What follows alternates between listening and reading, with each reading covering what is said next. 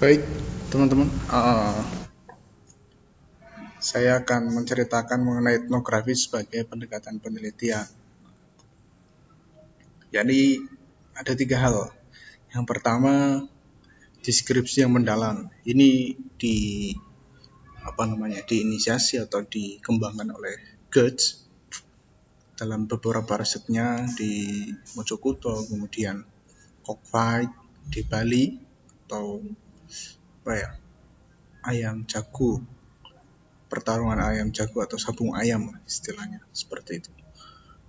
Nah, ketika dia riset di lapangan, dia menjelaskan secara detail apa itu sabung ayam, bagaimana fenomenanya, kemudian bagaimana The Religion of Java, santri priai abangan dalam perspektif Goetz, dia deskripsikan secara mendalam. Walaupun kita juga menemukan dalam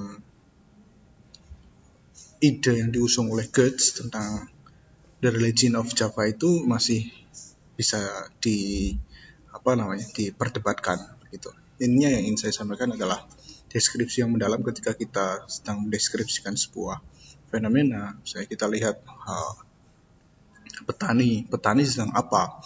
Dia sedang menanam gitu.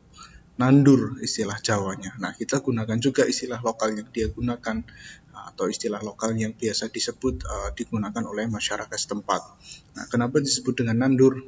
Karena nanam sambil mundur gitu, nanam karo mundur, maka disebut nandur. Nah, kemudian siapa yang bekerja di situ gitu? Kapan saat bekerjanya itu? Apakah laki-laki kah ataukah perempuan kah? Gitu. Bagaimana pembagian peran di sana? Kemudian bagaimana proses memulainya? Apakah ada ritualnya sebelum melakukan nandur tadi atau menanam? Gitu. Ukuran padinya sebesar apa? Bagaimana kondisi airnya? Bagaimana kemudian kondisi angin? Ataukah ada tanggal-tanggal tertentu ketika menanam?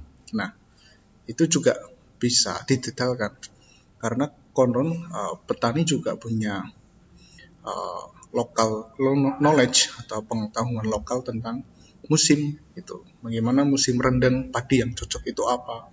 Bagaimana musim panas padi yang cocok itu apa? Ini kaitannya dengan pengairan gitu, irigasi. Konteks irigasi saja itu bisa menjadi satu topik riset sendiri. Nah, kalau kita main ke Bali, ya kan, mereka punya istilah subak gitu.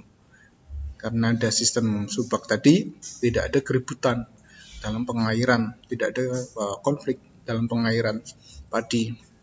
Dan itu sangat menarik, teman-teman. Jadi kita deskripsikan konteks nandur tadi secara detail.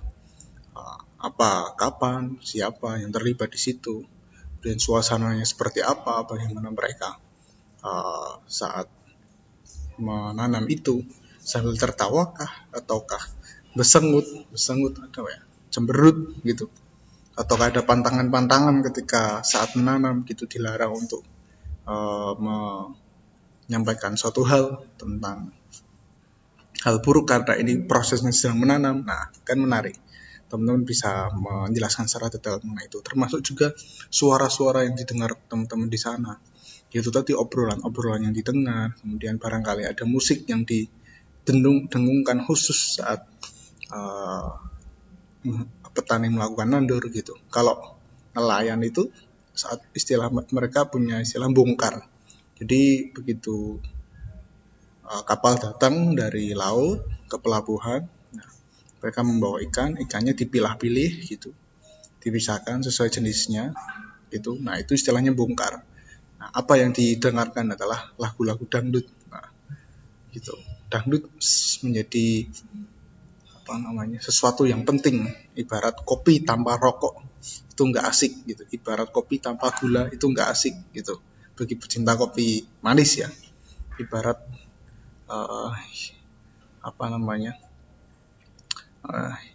makan nasi saja tanpa lauk itu nggak asik. Nah, mungkin seperti itu ketika menggambarkan nelayan dengan dangdutnya.